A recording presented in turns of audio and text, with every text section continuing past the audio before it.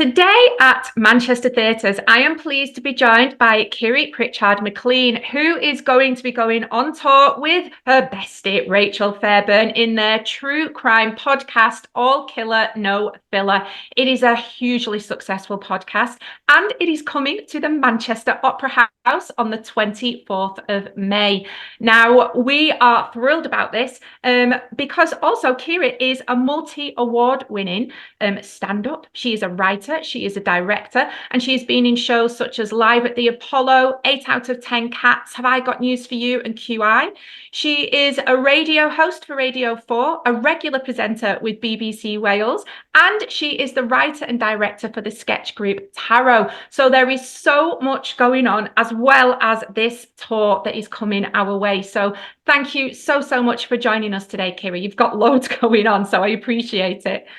No, that's so kind. And it's lovely to hear my CV back like that. But you know what, you said there's loads going on. It all started in Manchester. Well, I went to university in Salford. I started doing stand-up, in Manchester. I lived in Manchester for 15 years. That's where I met Rachel. That's where I met Ed and Kath in university, who are part of Tarot. So everything I do now creatively started in Manchester. I know an awful lot. In fact, one of my first jobs is when I quit my job. I used to work in the Trafford Centre, and I was like, I want to be a performer, and I quit my job, and I don't know why, because I had no money and nothing else keeping me afloat. And then I got a job at the Frog and Bucket Comedy Club on Oldham Street, and I started as the Saturday girl who answered the phones. And then it's it's one of the places I'm doing on my tour as well. But like, the Frog will always have a special place in my heart. It's my club that I came up through. It is, and it's brilliant that it's full circle. I absolutely love that you're coming back to us.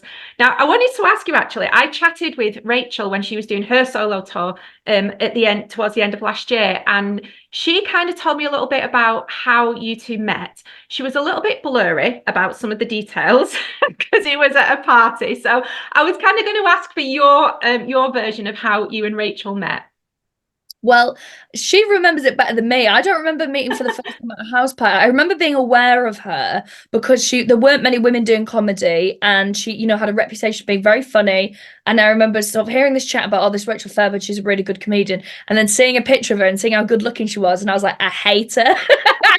I genuinely thought, and it was probably like two cats in an alleyway when we first met, because everybody was like, oh, you two should meet, you both like serial killers, you'll really get on, that kind of thing. And I think maybe we decided we weren't going to like each other, but we have so many, it's weird, we have so many similar interests, even in terms of like what music we like and what comedy we like. So yeah, it was it's actually really nice if you listen to the very early episodes of the podcast, because obviously it's a decade old now. We don't know each other at all, and it's, as well as being sort of 10 years of what was going on in our lives, like a soap opera, it's also a 10 years sort of friendship flourishing and going through different stages, and the friendship needing to be different things. Like in lockdown, we were pretty much the only people outside of our bubbles we were talking to, doing this podcast and doing it on Zoom. So yeah, I think we're a big, whether we like it or not, we're a big part of each other's lives. Oh, well, I'm sure you both will love it. And we have All Killa No Filla to kind of thank for that. So tell us about the podcast for people who might not know, although I don't know who those people are, but just in case, tell us all about the podcast and what it's about. So we're two comedians. It is a true crime podcast, what I say is sort of a comedy twist, which now feels quite old fashioned, but I genuinely think we were the first to do it. You were. We were pioneers, like everyone else who comes through Manchester, absolute mavericks. So yeah, it's a true crime podcast. One of the things we set out to do quite early days is, we were both very interested in anything kind of macabre, true crime. But whenever we sort of like watched a documentary or listened to a podcast, and there weren't many out there, it was often authored by men. It was never particularly sympathetic of the victims. And we just thought that there was sort of room for the kind of conversations we were having privately, or with our friends about stuff that was more sympathetic and more victim-centered. So that's how we sort of started. And there was a massive response to that from, our audiences. It does skew slightly towards women, although absolutely everyone of every gender identity, of course, is welcome. But I think it's because women in particular respond to the idea that, victims aren't deserving in some way. I think they understood that early days. So yeah, we've got honestly, our listeners are an absolutely amazing bunch. You'll have to come to the show, because Not just in terms of like how amazing they are in terms of how they support each other, but the outfits. It is an absolute. I know people think people made an effort for the Taylor Swift and the Beyonce tours. Wait till you see an All Killa No Filla audience. I love it. There we go. A reason to go just on its own. But I mean, 10 years later, and you've got like over 10.5 million downloads, 250,000 people growing all the time. I mean, that figure's probably even out of date now. But did you ever kind of envision from that party where this would end up? I mean, oh, it's not even finished yet, but where it is now. I think I'm a bit more sort of like, I don't know if cynical is the right word, but like I'm a father's daughter and I'm a bit more business minded, whereas Rachel's like, oh, this is a bit of a laugh, and we'll sort of do something if she, if she thinks it's going to be fun or not. And I still do that, but I did sense there was like a gap in the market for it. I did think. I've always thought that. Same with my sketch group. I thought there's no making comedy that I want to watch in terms of that kind of sketch.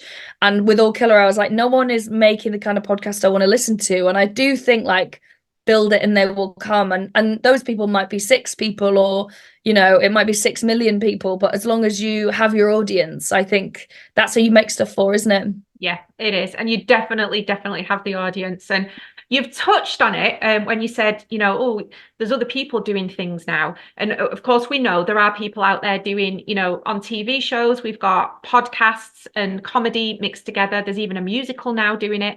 But the difference is that's all fictional. Yours is true crime. Yours is like real. How do you kind of find that balance between being funny and bringing humor, but then you're dealing with true crime and people's lives? Yeah, and you know what? We're very sensitive to it because some of our earlier cases that we covered were, big, massive cases that affected. Definitely, Rachel recalls growing up. Seeing, like the Moors murders. Like, we were both living in North Manchester at the time, and I think those kind of early episodes were an education in how to handle things sympathetically, and our sort of this invisible standard we hold ourselves to is the idea that someone who was affected by, these horrific people and their crimes, who we're also very careful not to hero worship. I mean, it's literally in our disclaimer that we're not there to go, aren't these serial killers amazing? No. They're so clever and wily. It's not our agenda at all. That, by talking about things like I say, the Moors murders, Harold Shipman, like that's local, that's real, that's down the road, that we learn how to talk about that stuff sympathetically. And also as a comic, you learn really quickly where are the targets, right? And in comedy, you talk about, you punch up, not down. And if you're going to make fun of the victims, that would absolutely be punching down. But it's really clear where the funny is. And often, if it's getting a bit heavy, we still aim to sort of entertain, because also we talk about very big subjects on there, and I always think that comedy is a way of holding people's hand while you talk about the big stuff. And so we will know, and especially in the live shows, it's so intuitive with us of like, oh, this is a bit sort of heavy now, and we've got personal anecdotes that we throw in there. And so often when we're laughing, it is laughing at something ridiculous one of us has done, as opposed to how clever and brilliant a serial killer is. That's very rarely what we're talking about. No, not at all. And how do you choose? Because, you've got these, crime just unfortunately is always going on. So how do you choose? And are there any that you'd kind of avoid because of public opinion or maybe personal feelings or anything? Yeah, that's really interesting. There's a few serial killers that we have, like, I mean, never say never, but there's some, like there's an American called Albert Fish, and he was just so horrific that I was like, I kind of don't want to spend the time on the research, because we did research for at least 10 hours on each episode. I'm like, I don't want to spend 10 hours with him. Not that any of them are a laugh riot, but No. he is particularly just unrelentingly awful and kind of revels in it. So he's one that I'm like, I'm not in a hurry to do. We have had actually people contact us from Australia and say, can you not cover this case because it's kind of too horrific? So we haven't up to now. And there's things that are quite recent, like Levi Belfield, that it just feels like, it kind of feels too soon, which is strange because we have covered serial killers from a similar period. But with him, also because I don't think that conversation is finished about him and his crimes and what happened around them, that sometimes it's good to give things a bit of space, and then you have more information to work with, and then you can give a more complete picture. Because I remember we did sometimes we go kind of like off-piste and we do sort of other things. So we did a live show about Jimmy Savile, and then and the awful horrific crimes around him, and then we did it as a recorded podcast, and it ended up being sort of 6 or 7 parts. And that was because more and more research had come out since then. We were really keen. I was literally going through government reports and highlighting stuff and reading out quotes and like to like a nerdy level, because but I do think when you're talking about victims, you've got to try and be as accurate and responsible as you can. So yeah, that's something important to us. There's a few things that have happened in Wales, where I'm from and where I live now, that I just think there's like 2 murders in particular that are incredibly high profile, that I sort of have semi-personal connections with, that I think, I just don't, I think that community is still hurting an awful lot from it. And therefore just any kind of coverage doesn't feel quite right yet. So we do think about it long and hard. And and then when we're doing live shows, we never pick anything local. We try and go for something historical, or something that's happened abroad, because it just feels like we've got a bit of distance and a bit more room to kind of play in, for want of a better term. No, I know what you mean though, because there's a big responsibility there. And just even listening to you talk now, you kind of forget as a listener the amount of research and work you've actually got to put in that to kind of uphold that responsibility and do it justice as well, and know what you're talking about, so that you don't mess up. Yeah, and I think that there's a really interesting conversation. You know what? Like, we haven't spoken about this before, but Rachel and I, we had a conversation a little while ago about, it was over a year ago now, about like, do we keep doing the podcast? We love it and we love each other, but she'll hate that I said that. But like the true crime genre is really problematic and really difficult. And like, do we want to be a part of the wider bubble? And we had a really long chat about it, and we basically decided that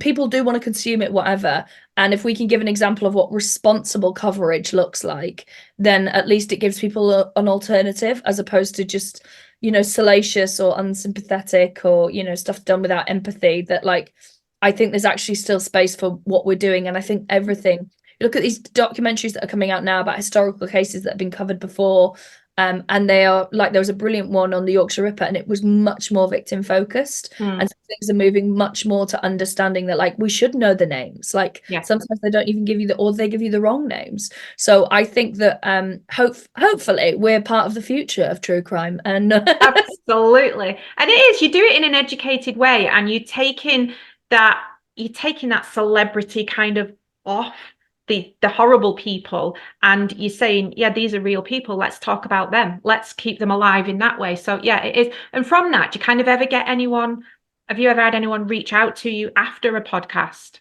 Yeah, we've had a lot, actually. We had one recently from a guy. There's an Australian serial killer called Ivan Milat, and there was a guy called Paul Onions, and obviously that name sticks in your mind. And he was a Brummie guy, and he got away. He was one of the ones who got away, and he ran in like a zigzag to avoid him. And we sort of talked about it on the podcast, and we were talking about how bad the guy's accent was, who was doing it on this documentary reconstruction. And his brother got in contact and was like, yeah, we always make fun of that accent as well. And like, Simon Onions got in contact. So yeah, and we've had lots of people actually who do you know what we get? I'd say every other day is someone from like Teesside going, my dad was interviewed and they thought he was the Yorkshire Ripper, because because of the tapes with the Wearside Jack. Yeah, so every man and his dog basically was interviewed and suspected to be the Yorkshire. My godfather was. And there we go, everyone, absolutely everyone. So we get a lot of that. And do you know what? We've had people get in contact whose family have had, because it tends to be a bit more historic, that thankfully that we know of, there are fewer serial killers. So there, lots of people that we talk about, that the contemporary people around them aren't necessarily still around, but there's lots of stories about people who are like, oh, my friend grew up in that area and knew this about Fred West. So we do get people reaching out who have a connection to the story. And what's really nice is we get people who are like, I lecture in criminology and I make sure that all my people on my course listen to this. I know, which is really nice, because my greatest fear is that we would contribute towards like anything negative to do with this sort of world. But it's really nice when people turn around and go, and they're in university and they're like, I discovered your podcast because my lecturer told me to listen to it. And I was like, wow. It's quite flattering, really. We're on a syllabus. Yeah, I love it. Tick. I love that. That's brilliant.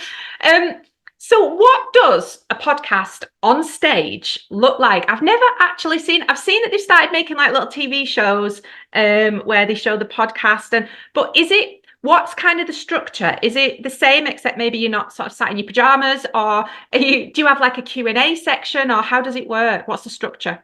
Well, a bit of everything, really. For a start, I would say, like, expect some very high stakes glamour for this. We take it very seriously.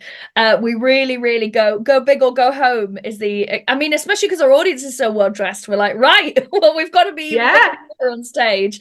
So yeah, there'll be some absolutely wild outfits because it's a nice excuse to sort of dress up. And we joke that we have the content of Crime Watch and the aesthetic of Eurovision. That's what's going on with us. And yeah, we do. It's quite an interactive show because we have a really good relationship with our audience as well. They're a sort of fun bunch. They often know just as much, because sometimes my podcast I'll be like, I wonder if they have that in so and so, and someone at home screaming the answer. And whereas here when we do the live show, they're screaming it in the room. We often have a bit of a chat to the people in the audience. Sometimes we run competitions. Sometimes we do a Q&A. It'll be the same questions, I guess, over and over again. And it'll be about stuff that we beeped out on episodes about 6 years ago that we can't even remember anymore. That they're like, can I ask on episode, 32 part 1? And I'm like, I've got no idea. So yeah, it's very interactive, very fun, but it's also, that's been something that Rachel and I have had to learn, because obviously you've got instincts, especially because we came up through the clubs, both of us. Yeah. Of like, you want to laugh every few seconds, and sometimes I remember that at first being a bit of a jar, that I was like, God, they haven't laughed in ages, and I'm like, well, it's because you're reading out a list of injuries, and that's the true crime part of it. And then the amazing thing is that Rachel and I sort of keyed into each other very quickly on stage, in terms of we always know when it's been a bit low for a bit too long and actually we need something to lift it up, and or sometimes you kind of go down a rabbit hole and Rachel will be there with like the perfect line to finish off that joke. So that's an amazing thing that's come out of it, is I suppose it's like an accidental double act that was so natural on stage, and I'm really grateful that the podcast has given us that in a live setting as well. Yeah, definitely. And what's brilliant is, we've said early on, 10 years, Kiri, 10 years, 10 cities, 10 shows. I mean, wow. Do you kind of sit there going, okay, now how do we choose for this one? So have you chosen the crimes you're going to be looking at yet? Have you? We've picked a massive true crime case, and that there's, lots of well, already Rachel's got some quite hard views on it, and if anyone's familiar with the podcast, they will know that Rachel Fairbairn is a typical strong-willed Mancunian woman. She's got strong views on lots of things, and this case is a perfect example of it. And so we're doing loads and loads of research, and there is a lot to consume out there. It's a murder, it's not a serial killer, but that is all we're saying because we're keeping it under wraps at the moment. But I know if there's any like true crime nerds, they're gonna like shriek with joy that we're talking about it, because it's a big, huge case that we haven't tackled till now. Oh, exciting. And they need to come and potentially kind of go around all the different ones, because the thing with this show is you're not doing it as a podcast, are you? You're not recording it. It's going to be entirely live. Once it's done, it's done. Is that right? Yeah, we have it's because originally it was that I said just too much libelous stuff in the show. And we're like, we can't ever put that out. But no, we sort of believe that like a live show is meant to be an experience for just, we are stand-ups. Like the magic of just having something in a room is really, really special. So yeah, what happens in the room stays in the room. That's one of that's one of the rules. Because then I can be as indiscreet as I like about all the showbiz rumors I've heard. But yeah, it is. And also they're different every night, even though the case is the same.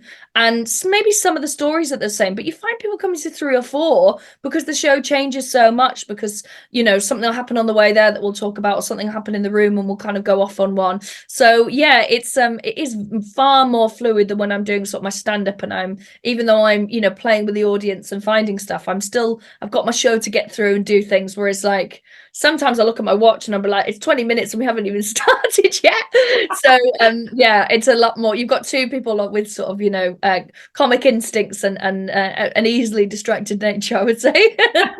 Well, it sounds like the perfect combination to me. It really does. And just before we go, do you want to you've got your own solo tour coming up as well, haven't you? So do you want to give that a little bit of a plug? Oh, I'd love to. Yeah, I just announced what it's about, but yeah, I got the Frog and Bucket date sold out, which is amazing. And do you know what? I always put the Frog on early in the tour because I put some venues that I really love that I know are going to take care of me while I'm still nervous about the show. So the Frog is sold out, which is amazing. And I'm doing an extra show in the Royal Exchange, which is like unbelievable scenes. It's like, do you know what? So I'm from North Wales, and I remember when I was doing my GCSE drama, going there and seeing Othello, and Andy Serkis was in it.